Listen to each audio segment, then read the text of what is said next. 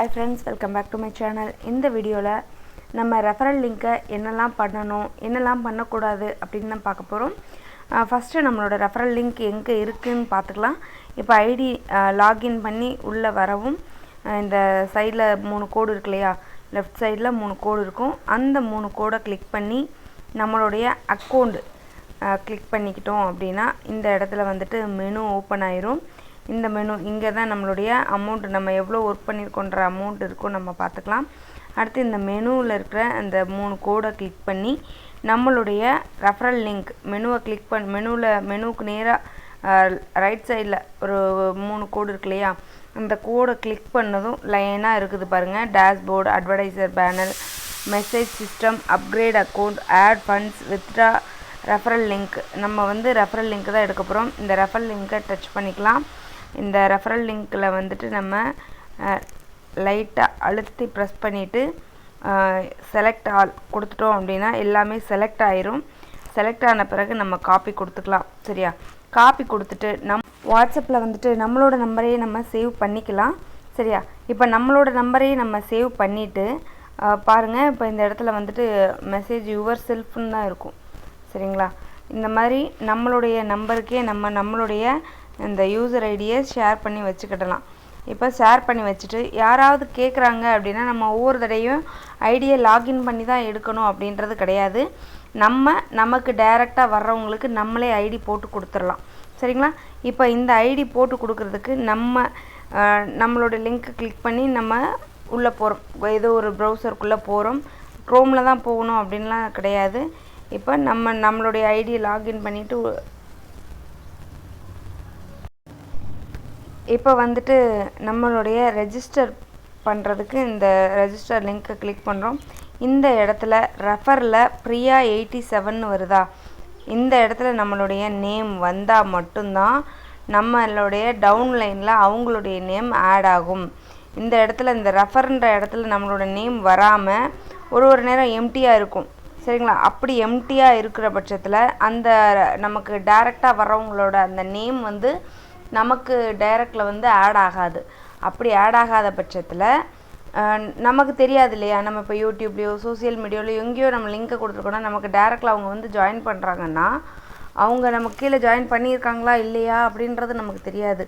அதனால் உங்களுடைய காண்டாக்ட் நம்பரை மட்டும் நீங்கள் கொடுங்க. உங்களோட காண்டாக்ட் நம்பர் கொடுத்து நீங்கள் அவங்கள வந்துட்டு உங்களை காண்டாக்ட் பண்ண சொல்லி நீங்கள் உங்களுக்கு கீழே ஜாயின் பண்ணுறாங்க அப்படின்னா ஓகே, உங்களுக்கு கீழே இவங்க ஜாயின் பண்ணியிருக்காங்க அப்படின்ற பட்சத்தில் அவங்களும் வந்துட்டு ஒர்க் பண்ணுறாங்களா இல்லையான்றதை நீங்களும் உங்களுடைய குரூப்பில் அவங்கள ஜாயின் பண்ண வச்சு அவங்களுக்கு கைட் பண்ணலாம். அதே போல் புதுசாக ஜாயின் பண்ணுறவங்களுக்கு ஒரு முக்கியமான விஷயம் என்ன அப்படின்னா, நீங்கள் யாருமே இல்லாத ஒரு இடத்துல வந்துட்டு ஜாயின் பண்ணிடுறீங்கன்னு வச்சுக்கோங்களேன். டைரெக்டாக ஜாயின் பண்ணிடுறீங்க, அங்கே ரெஃபரலில் யாரோட நேமும் இல்லை, டைரெக்டாக ஜாயின் பண்ணதுனால இப்போ உங்களுக்கு ஒரு பிரச்சனை வருது. வித்ட்ரா கொடுக்கணும், எப்படிங்க வித்ட்ரா கொடுப்பீங்க? இல்லை வித்ட்ரா கொடுக்குறதுல பிரச்சனை இல்லை ஒரு வீடியோ பார்க்குறதுல பிரச்சனை, ஏதோ ஒரு பிரச்சனை உங்களுக்கு, அதை கிளியர் பண்ணிக்கிடணும். என்ன பண்ணுவீங்க? நோட்டீஸ் போர்டை போய் வாட்ச் பண்ணணும். அதுவுமே உங்களுக்கு தெரியலனா என்ன பண்ணுவீங்க? அதனால் ஒரே ஒரு விஷயந்தான், ஒரு நல்ல அப்ளைனராக ஃபஸ்ட்டு செலக்ட் பண்ணுங்கள்.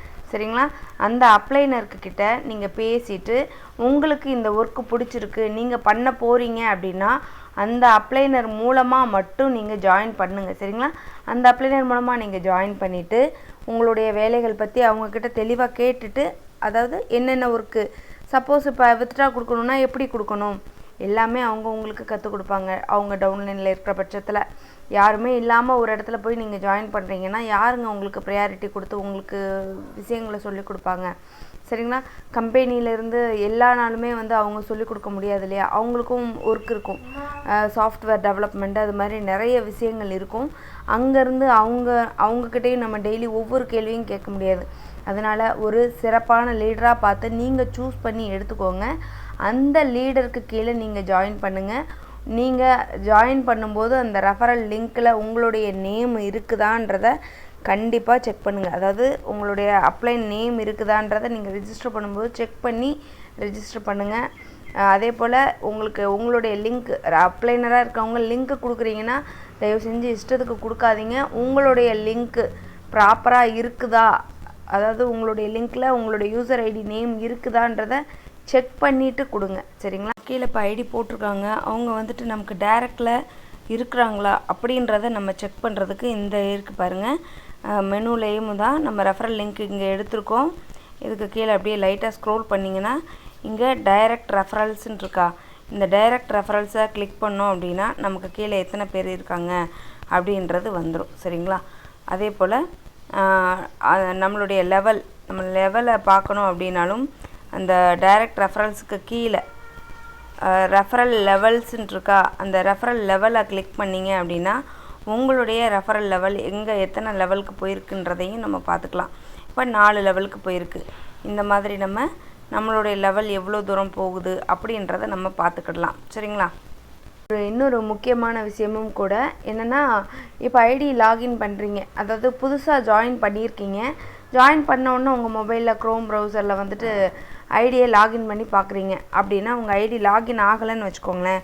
அப்படி லாகின் ஆகாத பட்சத்தில் உடனே வந்துட்டு உங்களுடைய அப்ளைனர் ஃபோனில் உங்களுடைய ஐடியை லாகின் பண்ணி பாருங்கள். சரியா? அப்படி லாகின் பண்ணி பார்க்கும்போது உங்களுடைய அந்த ஐடி அப்ளைனர் ஐடியில் லாகின் ஆகுது அப்படின்னா உங்களுடைய ப்ரௌசரில் ஏதோ ப்ராப்ளம் இருக்குதுன்னு அர்த்தம். உங்கள் ப்ரௌசரை செக் பண்ணுங்கள். சரிங்களா? ஏன்னா இந்த பிரச்சனைகள்லாம் இப்போ நடந்துகிட்ருக்கு, எனக்கே அது நடந்தது. சரிங்களா? இப்போ வந்துட்டு லாகின் ஆகலைன்ற மாதிரி பிரச்சனைகள் வந்தது. அப்புறம் அந்த ஐடியை வாங்கி நான் லாகின் பண்ணும்போது ஆகுது. அப்புறம் இதை ஒரு கம்ப்ளைண்ட்டாக கம்பெனிக்கு கொண்டு போய் அது அவங்களுக்கு ஒரு வேலையாக இருக்கும். அதனால் ஃபஸ்ட்டு ஜாயின் பண்ணுறவங்க லாகின் பண்ணி பாருங்கள். உங்கள் மொபைல் லாகின் ஆகலைன்னா அப்ளைன்கிட்ட கொடுத்து லாகின் பண்ணி பாருங்கள். அவங்கக்கிட்டையும் லாகின் ஆகலைன்னா தான் என்னென்னு பார்க்கணும். அவங்கக்கிட்ட லாகின் ஆகும். அப்படி லாகின் ஆகிற பட்சத்தில் நீங்கள் ப்ரௌசரை சேஞ்ச் பண்ணுங்கள். மொபைல் ப்ரௌசரில் ஒர்க் பண்ணிகிட்ருக்கிறீங்க அப்படின்னா க்ரோம் அது மாதிரி டவுன்லோட் பண்ணிக்கோங்க. க்ரோமில் தான் ஆல்ரெடி ஒர்க் பண்ணிகிட்ருக்கிறீங்க அப்படின்னா வேறு ஒபேரா, ஃபயர்ஃபாக்ஸ் அது மாதிரி வேறு ப்ரௌசரை டவுன்லோட் பண்ணி நீங்கள் ஒர்க் பண்ணுறது பெஸ்ட்டாக இருக்கும். ஓகேங்களா? ஓகே, இந்த வீடியோ உங்களுக்கு ரொம்பவே பயனுள்ளதாக இருக்கும்னு நம்புகிறேன். இந்த வீடியோ பிடிச்சிருந்தா லைக் பண்ணி உங்கள் நண்பர்களுக்கும் ஷேர் பண்ணுங்கள். தேங்க்யூ.